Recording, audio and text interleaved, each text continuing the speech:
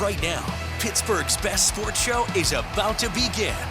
Call us or tweet us. We've got things to talk about on the Ireland Contracting Nightly Sports Call.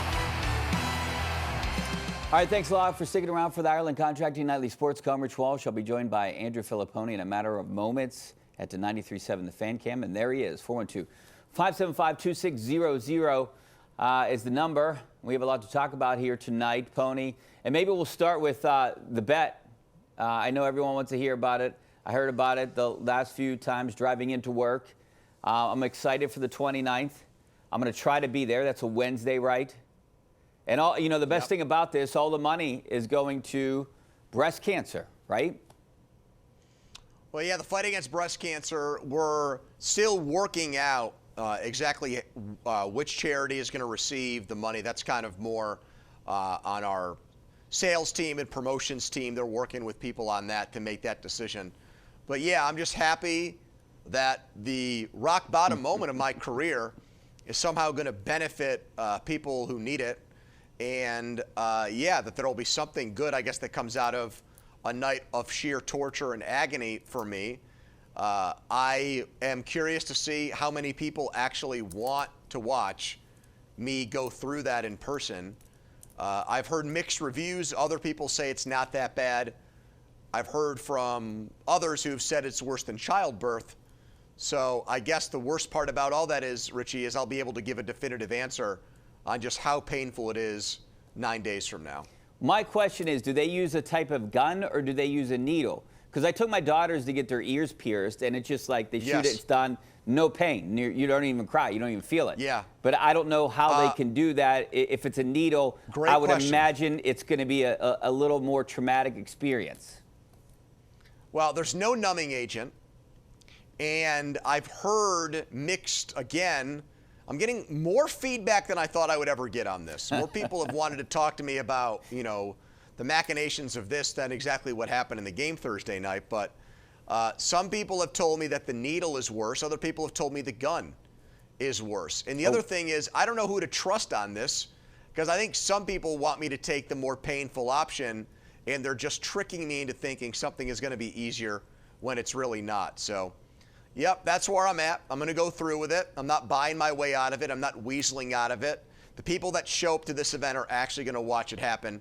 And hopefully I don't scream and break some kind of noise ordinance on the North Shore on Wednesday night next week. Well, I hope you don't weasel your way out of it, because I think there was a bet that you and I made that you were supposed to get your eyebrows shaved off. This was probably maybe 4 years ago on this show. But guess what? It's a good thing I didn't, because I ended up being right. You did. Aaron Rodgers did come to the Steelers. But not then you didn't. So I'll give you a pass. Well, I don't know if we had a statute of limitations on that. I don't know if there was a time where that bet expired, but ultimately I ended up being right about that, You Rich. did. You did. You waited it out, and it was a good move by you. By the way, you're the talk of everywhere I go. Everyone that I run into wants to ask about you. Hey, how's he doing through this whole thing? Yeah. I was at this cornhole tournament to benefit, Plum Athletics yesterday, and I had about 10 people, no joke, come up to me and ask if you're doing okay. And I said, yeah. I said, you are, so. Well, thank you for lying on my behalf and telling people just to maybe get them off your back that everything's hunky-dory in my life. I was told by a former Steeler who works in the NFL for another team that a coaching staff in the NFL was debating whether or not this was going to be a painful thing, how I should do it. They were killing time, and an entire coaching staff basically was debating the pros and cons of this. So it went viral. It exploded. I honestly didn't expect it to. Some people have said, oh, this was a ratings thing on your part, or like something to get notoriety. No, I literally thought the Steelers were not going to lose to the Bengals. No way, no how. And just said something silly to just show people how sure I was. And, of course, it blew up in my face, Richie. Or are they going to be permanent? Are you keeping them for a while? Or are you just going to do it? Well, I got to see how they feel. Yeah. I got to at least give it a shot. I mean, I don't think I can immediately take them out. I think I got to leave them in at least for a few days for things to heal up, and then I can make a move there. All right, speaking of making moves, here's our Penn West University question of the night. Scan that QR code in the right-hand corner of your screen. Do you trust the Steelers' defense will fix their issues as the season goes on? I mean, look, we have 3 games where they played pretty good on defense, 3 games that they didn't. which is the defense that we should expect, Pony? Well, we should expect one that's way better than this because of the caliber of player that are inside of it. I think they've got more if you add up Pro Bowl, Pro Bowl either, I don't know if it's actual Pro Bowls played in or Pro Bowl nominations.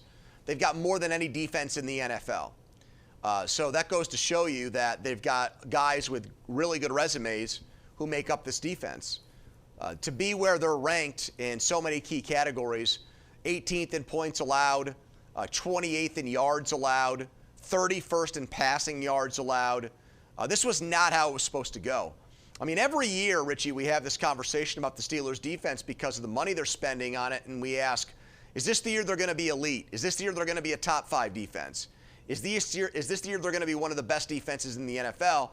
And here we are, 6 games in, 7 weeks in, and we don't even know if the Steelers are an average defense right now. And that's a serious problem because they've been built to win with defense, and they're lucky that Aaron Rodgers has played as well as he has so far this year, because if not, they wouldn't be 4-2 right now. They'd be 3-3 and maybe even 2-4.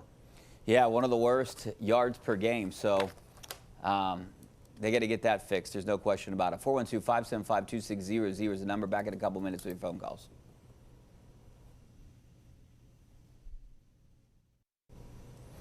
All right, welcome back to the Ireland Contracting Nightly Sports Call. This is sponsored by Xfinity from Adam Schefter. Veteran wide receiver Tyler Lockett has asked and received his release from the Tennessee Titans. Per source, Lockett is expected to be free to sign with another team by 4 o'clock on Wednesday. I don't know, Pony, I don't know what you think, and I wanted to get into the wide receivers that might be available here. Do you think the Steelers should entertain Lockett? I feel like he might be over the hill, and you're just adding another guy. Maybe with a good quarterback, he might be better. Well, it depends on Calvin Austin. I mean, all signs are pointing to him coming back and playing on Sunday. So then you go back to having your true number 1 wide receiver in DK Metcalf and the guy that's growing into that number 2 role to go along with the tight ends that are such a big part of their offense. You know, I think Aaron Rodgers is going to push for a veteran insurance policy at the very least. Somebody that he can count on if there's more injuries. I mean, heaven forbid DK Metcalf would go down. That would obviously change everything. And Tyler Lockett or any of these guys that are going to be available really on the cheap are not going to ever amount to much in that respect. But I think one of the things you got to do at the trade deadline is add bodies to position of weaknesses, you know, where you have either depth issues or talent issues. And I still think wide receiver is one of those spots. And the thing about a guy like Lockett, and I've said this several times now, is that, Richie, I think Aaron Rodgers loves professional receivers, guys who he knows when a play gets called in the huddle, they're going to be where they're supposed to be on the given play. They're going to run the right route. There's not going to be miscommunication.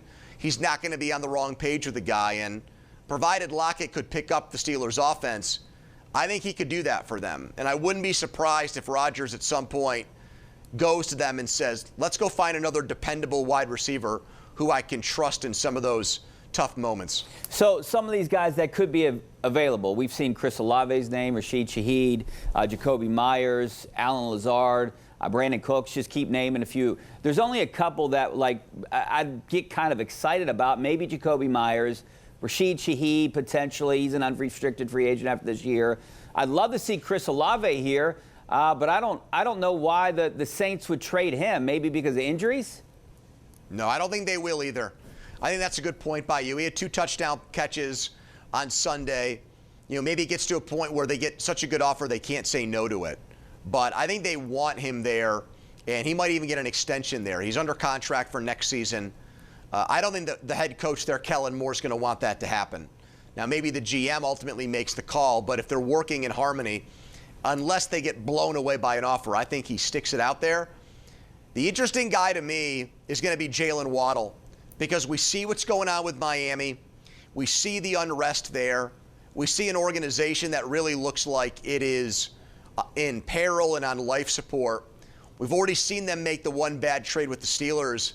Do they make another one here? And I doubt they'd make it with the Steelers, but that's not going to preclude them, I think, from moving Waddle, and he would be the best receiver that gets traded in the next month if he gets moved. I like Myers.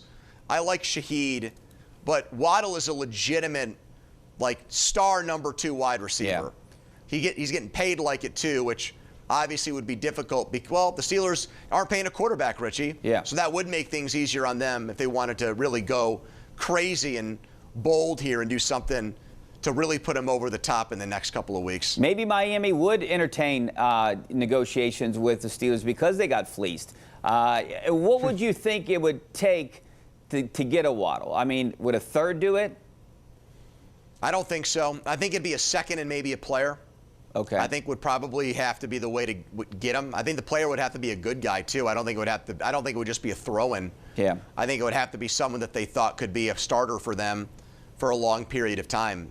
Anything short of that, they don't have to trade him because of his contract, but they're so bad and need so many things at this point. I could see them putting him out there, dangling him out there and seeing what they could get.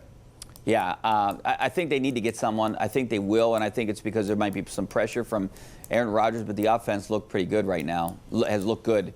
Looked better than maybe what we thought, or definitely better than the defense. Let's go out to Ken in Greensburg. How you doing, Ken? Hi, I was just saying, Mike Tomlin's control over this defense is insane. Can you imagine what somebody like Dick LeBeau, and I'm not saying bring back Dick LeBeau, but somebody with an imagination would do with all these linebackers and pieces they have to change things up all over the place? All right, thanks a lot for your call, Ken. That was our number one Cochran Go One Better call of the night. Pony, at first I thought maybe a lot of the guys in the locker room, because I'm in there all the time, were saying, hey, some new pieces. It takes a little bit of time. But this is, the 6th game of the year?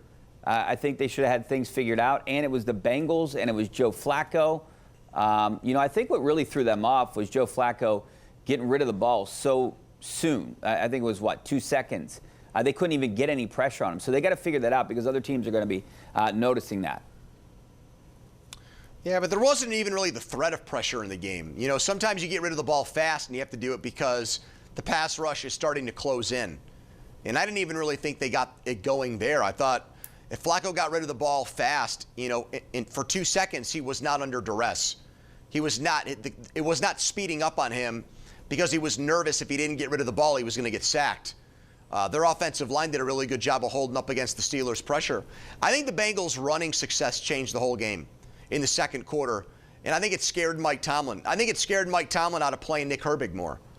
And because he was afraid of his team not stopping the run and holding up against the run, we ended up seeing a lot more of Alex Highsmith. And Alex Highsmith might be a better run defender he is than Herbig. He's not anywhere close to the kind of pass rusher Herbig is. And so that had Herbig on the bench.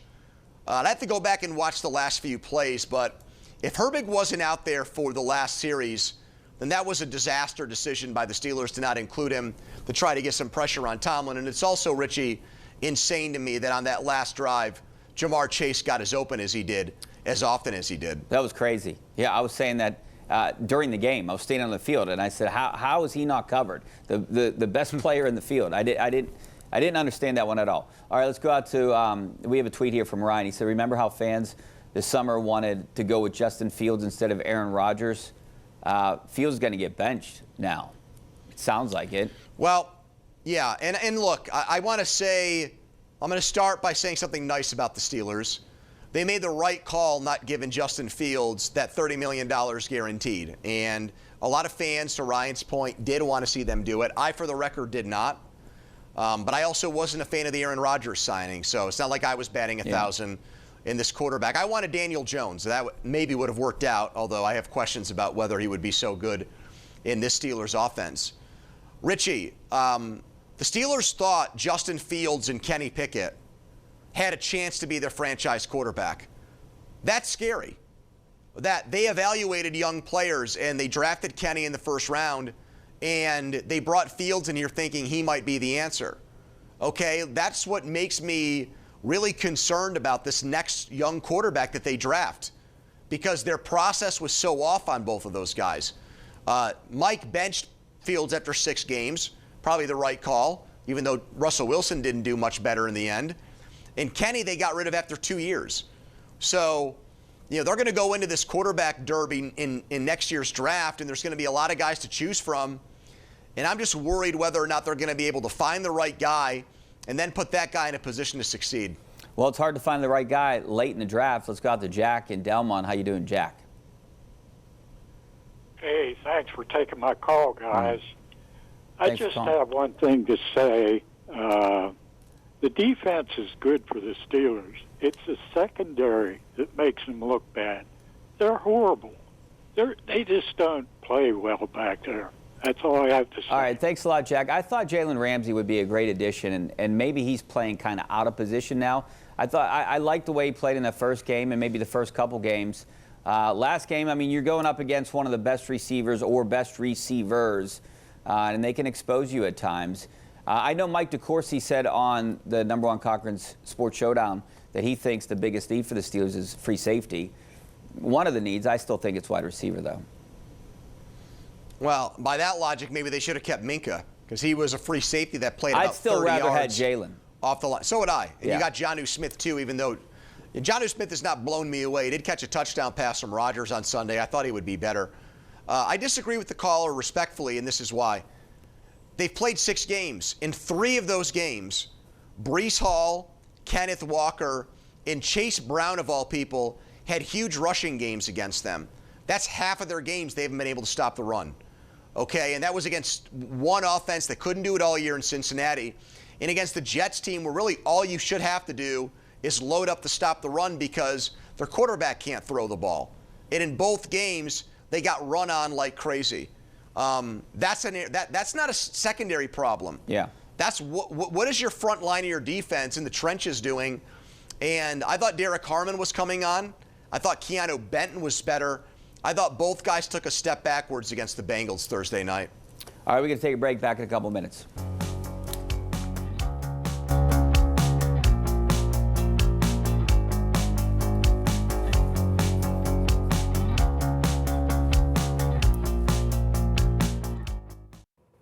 All right, the 9th inning in the ALCS. Pony, what do you think? Toronto going to hang on 4-3? Well, Seattle's never been to a World Series, so probably. And then we'll have that huge payroll up in Canada with the Blue Jays taking on the $400 million payroll of the Dodgers. Isn't that fun, Richie? That is fun. That is fun. I hope the Pirates can get there someday, please. All right, thanks a lot, Pony. See you back here tomorrow. Hopefully we'll see you on KDK News right now.